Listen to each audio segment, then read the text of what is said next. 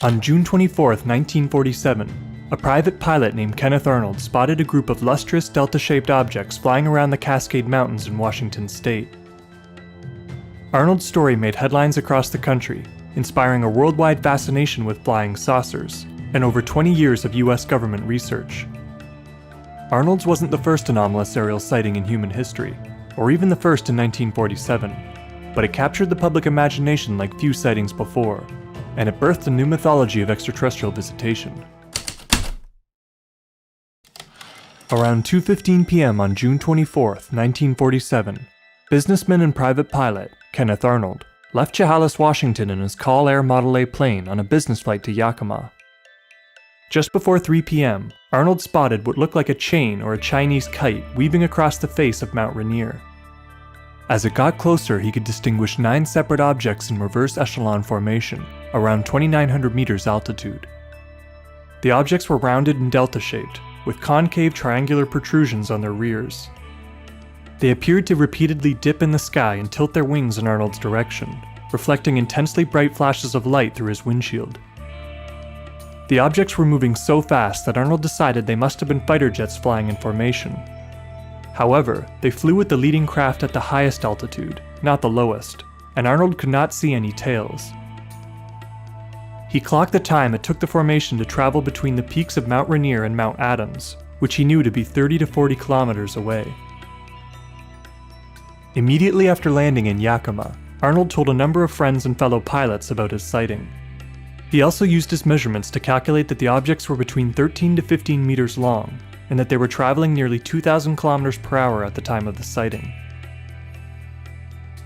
Arnold took his story to the East Oregonian newspaper, reporting that the objects seemed to bounce through the air like a saucer skipping across water. Within 2 days, newspapers were running front-page stories on Arnold's flying saucers, although Arnold himself had not called them that. The term stuck, however, until being replaced by the Air Force term UFO in the early 1950s. The media buzz encouraged others to go public with their own anomalous sightings, most of which involved disc-shaped craft. In the following weeks, flying saucers were showing up around the world, and witnesses' stories were making national news. The U.S. Army Air Forces, the predecessor to the U.S. Air Force, took interest in flying saucers after a few military sightings on July 8th. A classified order directed all UFO reports and information to Air Materiel Command, or AMC, at Wright-Patterson Field, and 2 intelligence officers met with Arnold to collect his deposition. Record shows that Air Materiel Command were genuinely convinced in the reality of flying saucers, but were sharply divided on how to explain them. To save face in the public eye, the Air Force pursued a policy of mostly debunking popular sightings, but behind the scenes, experts took the phenomenon quite seriously and suspected Soviet involvement. A report authored by AMC Commander, Lieutenant General Nathan Twining, confirmed on the basis of information collected so far that flying saucers were real and not visionary or fictitious, and that some of them were likely controlled manually, automatically, or remotely. On December 30th, 1947, Air Materiel Command had ordered the creation of a permanent flying saucer investigations group called Project Sign. Within a year, the project produced a top-secret estimate of the situation, which concluded that UFOs were not Soviet craft, as Air Force intelligence had assumed, but likely extraterrestrial ones. Air Force Chief of Staff, General Hoyt Vandenberg, rejected this explanation, as many intelligence officials do today. Project Sign was succeeded by Project Grudge in 1949, and then by Project Blue Book in 1952. Blue Book continued to downplay UFO reports until its closure in 1970. No conceivable causes, either man-made or natural, could account for all the maneuvers that Arnold reported. No bird on the planet was big enough to be visible from the distance Arnold spotted the objects, and no bird, jet, or airplane could have approached the estimated speed of nearly 2,000 kilometers per hour. The press, the public, and the intelligence community were all at a loss for explanation.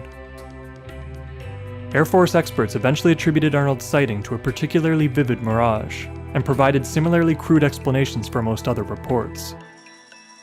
Speculation on the origin of the flying saucers ran wild, however, and quickly left the atmosphere.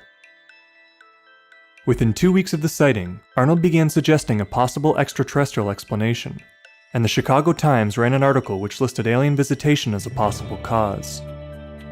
Only after journalist Donald Keyhoe insisted on extraterrestrial origins in a famous True article in 1950, however, did the UFO phenomenon become synonymous with alien visitation.